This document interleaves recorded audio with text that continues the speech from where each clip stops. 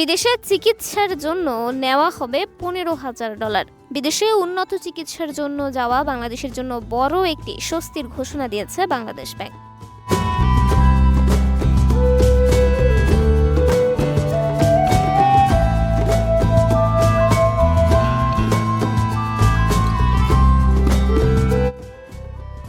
চিকিৎসার খরচ পাঠানোর সর্বোচ্চ সীমা $10,000 থেকে বাড়িয়ে $15,000 নির্ধারণ করেছে কেন্দ্রীয় ব্যাংক। সোমবার বাংলাদেশ ব্যাংকের বৈদেশিক মুদ্রা ও নীতি বিভাগ থেকে জারি করা এই প্রজ্ঞাপনে এ তথ্য জানানো হয়। নতুন নিয়মে কি থাকছে?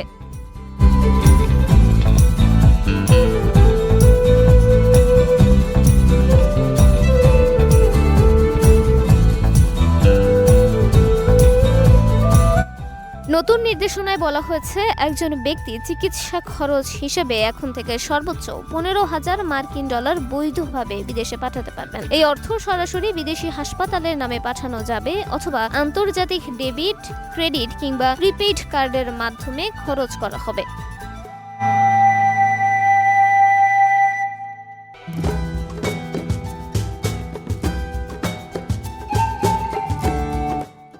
তবে সর্বোচ্চ $5,000 পর্যন্ত নগদ অর্থ সঙ্গে নেওয়ার অনুমতি থাকবে। বাংলাদেশ ব্যাংকের অন্যান্য পূর্ববর্তী শর্ত ও নির্দেশনাগুলো বহাল থাকছে। তবে নতুন এই সীমা অনুযায়ী এখন থেকে ব্যাংকগুলো বাংলাদেশ ব্যাংকের অনুমোদন ছাড়াই $15,000 পর্যন্ত ছাড় করতে পারবে।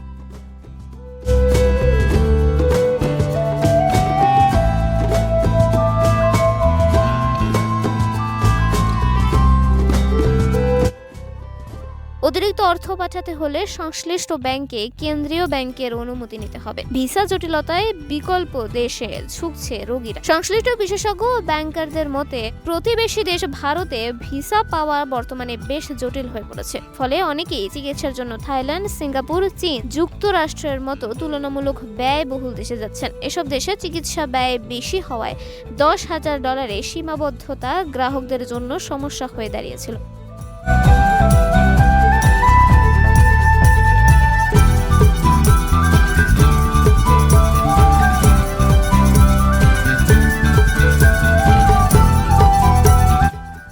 নতুন সীমা কার্যকর হওয়ায় চিকিৎসা সফরে যাওয়ার রোগী ও তাদের পরিবারের জন্য এটি একটি বড় স্বস্তির খবর। বাংলাদেশ ব্যাংকের এক কর্মকর্তা বলেন, চিকিৎসার নামে অনেকে হুন্ডি বা অনানুষ্ঠানিক পথে অর্থ পাঠাতেন। নতুন সীমা এবং সহজ প্রক্রিয়ায় অর্থ ছাড়ের সুযোগ থাকলে হুন্ডির প্রবণতা কমবে, বৈধ পথে রেমিটেন্স আসবে।